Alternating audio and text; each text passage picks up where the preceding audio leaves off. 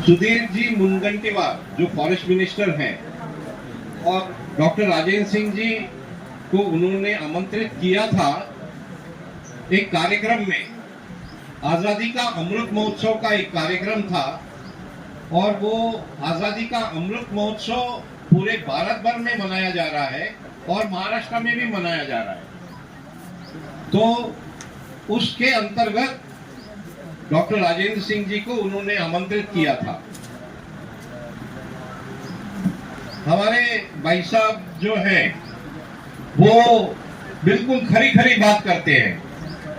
तो उन्होंने साफ साफ कहा कि सुधीर जी, आप ये अमृत महोत्सव तो मना रहे हो, लेकिन ये अमृत महोत्सव मनाना कुछ सार्थक नहीं होगा।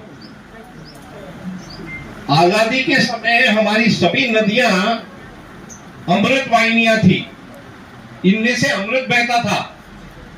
लेकिन आज की परिस्थिति ऐसी है कि इसमें विष बहता है, इसमें मैला पानी बहता है। अभी पिछले वक्ता बता रहे थे कि हम उस पहले नाले में हम लोग तैर सकते थे, पानी पी सकते थे, लेकिन आज भारत भर में, महाराष्ट्र में भी, भारत भर में भी ऐसी नदियां नहीं रही जहां पर हम सीधे आचमन कर पाए पानी का। तो हमारी नदियों की इतनी दुर्व्यवस्था हो गई है कि वो अभी हमारे पीने के पानी योग्य नहीं रहा और पानी पीते हैं तो हम रोगी हो जाते हैं। तो ऐसी पार्श्वभूमि में डॉक्टर राजेंद्र सिंह जी ने कहा कि देखो, अगर अमृत महोत्सव मनाना है महाराष्ट्र में, तो इन अमृत वाहिनी नदी, ये जो नदियां विष वाहिनी हो गई हैं, इनको हम कम से कम अमृत वाहिनी बनाने का संकल्प लेकर और उस रास्ते पे चलने का काम शुरू करें। तो डॉक्टर सुधीर मुनगंटीवार जी ने उनको पूछा तो क्या किया जाए।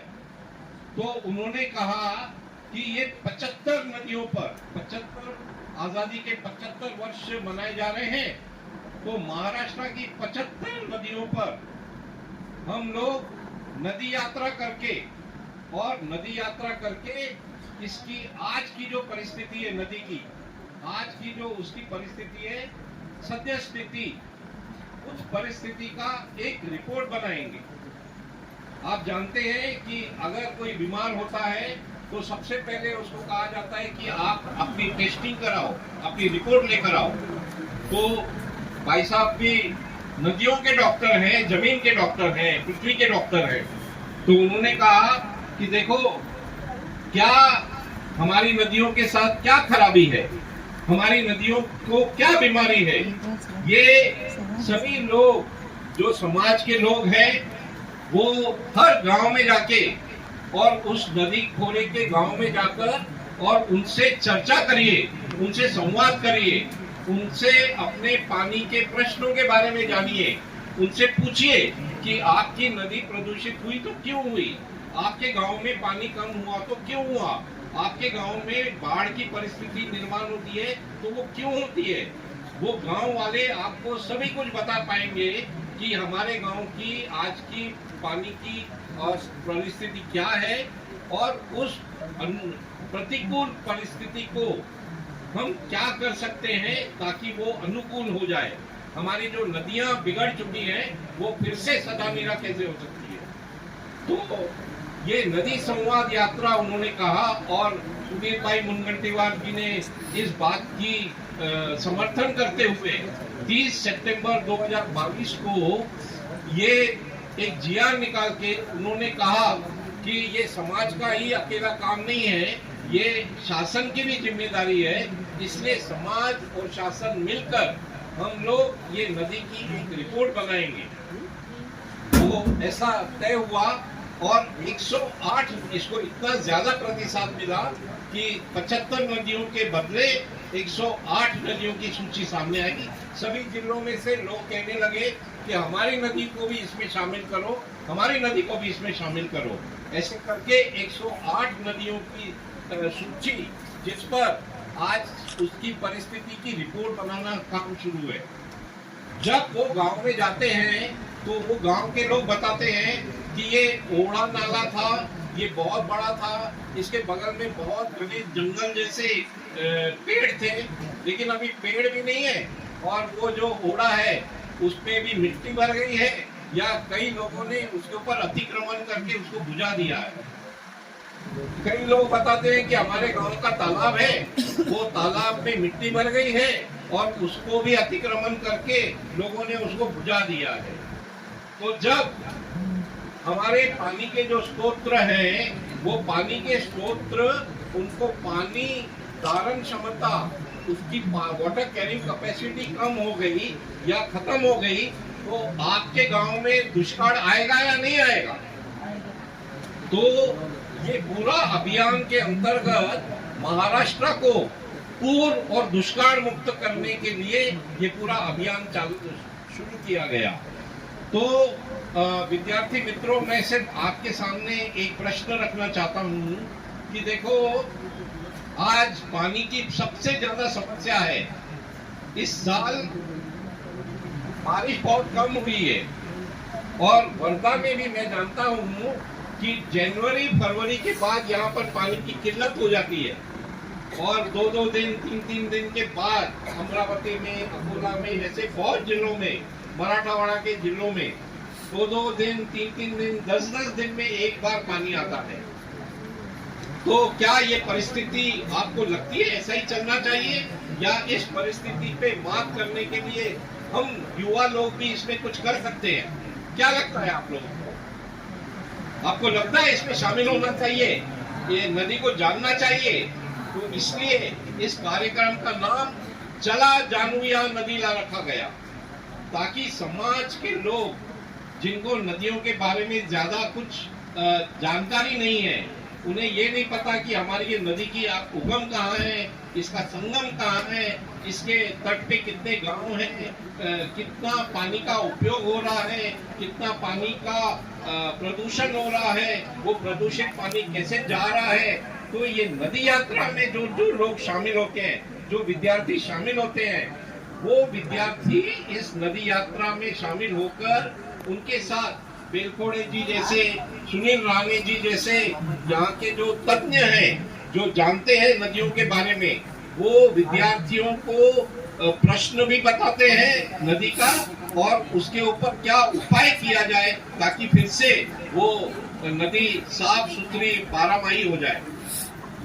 तो ये पूरे महाराष्ट्र में जो ये उपक्रम चल रहा है, वहाँ पर यूनिवर्सिटीज, कॉलेजेस, जो स्कूल के छात्र हैं, इन्होंने कई उनके प्राध्यापकों ने बहुत सारे रिसर्च पेपर्स किए कि हमारी नदी क्यों खराब हो गई है और इसको ठीक करने के लिए क्या किया जा सकता है।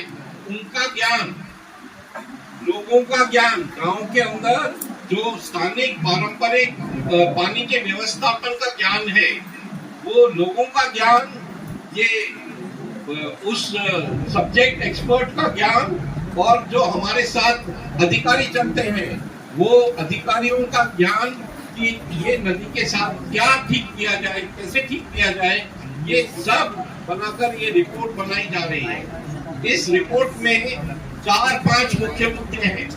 एक, जो वो सूची बन रही है कि हमारे गांव के कितने ओड़े नाले आज बुझ चुके हैं। देखो, अगर आपको पता हो, आपके घर में इंफॉर्मेशन आए कि 3 दिन तक पानी नहीं आने वाला है, तो आप लोग क्या करते हैं? गांव घर में जितने भी बर्तन हैं वो भर के रखते हैं। ये तो हमारी निजी जिंदगी की बात है। ये मेरा प्रॉब्लम को मैं कैसे सॉल्व करूंगा मुझे पता है, लेकिन एक गांव को अगर पता है कि इस साल बारिश अच्छी आई है और 1-2 साल एल नीनो ईयर आने वाले हैं, 2 साल तक बारिश कम आएगी या नहीं आएगी, तो क्या करना चाहिए गांव में? तो गांव वालों को अभी वो उनकी आपस में एक ही नहीं है, इसलिए वो सामूहिक तरीके से नहीं सोचते। इसलिए मेरे गांव का जो तालाब है, वो तालाब में पानी की धारण क्षमता अगर मैं बढ़ाऊंगा, 1 वर्ष पानी नहीं आया तब भी मेरे वो पानी की, हमारे गांव में पानी की कोई दिक्कत नहीं होगी।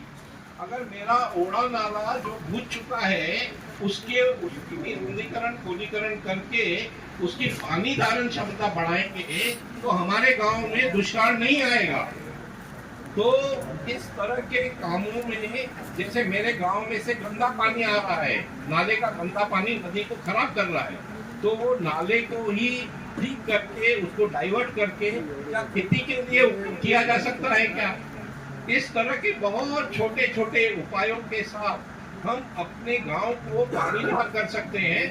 ये चला जानुया नदीला के अंतर्गत ये पूरे समाज के साथ संभाषण करके उनको ये अवगत कराना और समाज में जो ज्ञान है वो शासन तक पहुंचाना, ताकि दोनों का ये मिला जुला कार्यक्रम, इसमें से एक एक्शन प्रोग्राम तैयार हो और वो इम्प्लीमेंट हो। और 108 नदियों पर अगर महाराष्ट्र में ये प्रोग्राम इम्प्लीमेंट होता है तो हम महाराष्ट्र को पूर्ण और दुष्काल मुक्त कर सकते हैं। ये इतना ऐतिहासिक और इतना अभूतपूर्व कार्यक्रम है जिसको इम्प्लीमेंट करने के बाद हम महाराष्ट्र को पूर्ण और दुष्काल मुक्त कर सकते हैं।